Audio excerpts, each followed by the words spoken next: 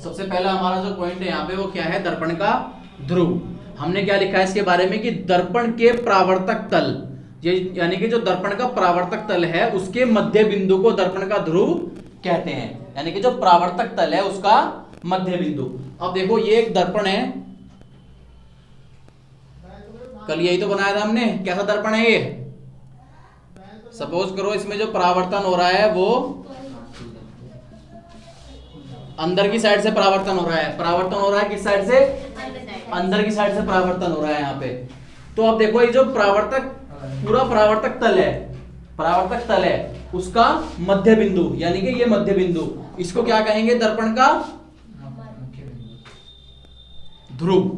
दर्पण का ध्रुव, देखो दर्पण के परावर्तक तल का मध्य बिंदु दर्पण का ध्रुव कहलाता है। यानी परावर्तक तल ये पूरा हुआ जिससे परावर्तन हो रहा है, और उसका मध्य बिंदु यानी कि दोनों का हाफ है, ठीक है ना। ये क्या है, दर्पण का ध्रुव, ठीक है। इसके बाद आता है वक्रता केंद्र, यानी कि ये दर्पण हमने बनाए थे क्या, एक खोखले गोले से बनाया था ना।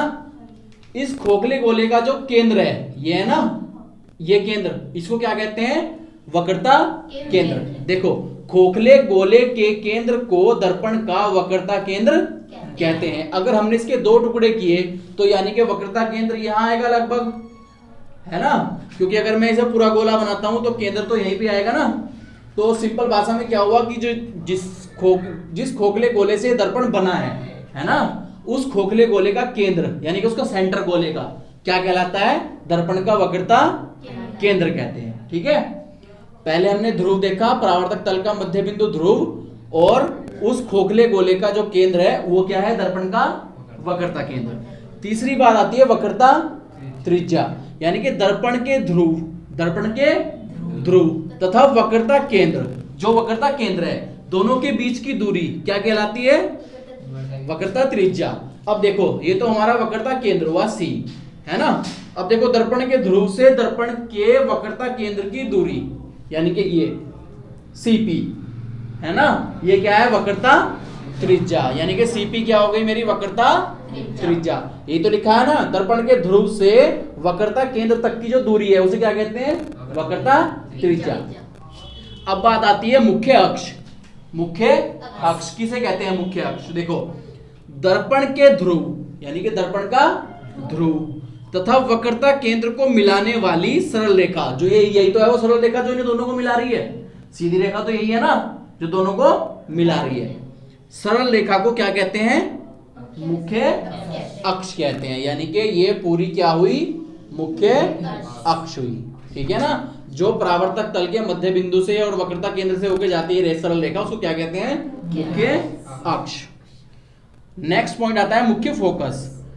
दर्पण के मुख्य अक्ष के समांतर चलने वाली आपतित किरणें।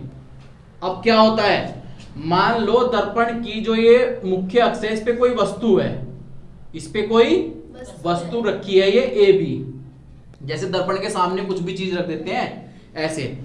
अब इससे चलने वाली जो किरणें हैं क्या होगा, पहले इसके दर्पण के तल पे पड़ेंगी, परावर्तक तल पे पड़ेंगी, फिर इससे रिफ्लेक्ट होंगी। मैंने बताया था ना दर्पण परावर्तन क्या होता है, प्रकाश का किसी पॉलिशदार तल से टकराकर वापस लौट जाना। जब ये चलने वाली जो किरण है ये टकरा के क्या होगा, परावर्तन होके कहीं से जाएगी ना, तो ये जिस बिंदु से होके जाएगी उसको क्या कहेंगे, मुख्य फोकस।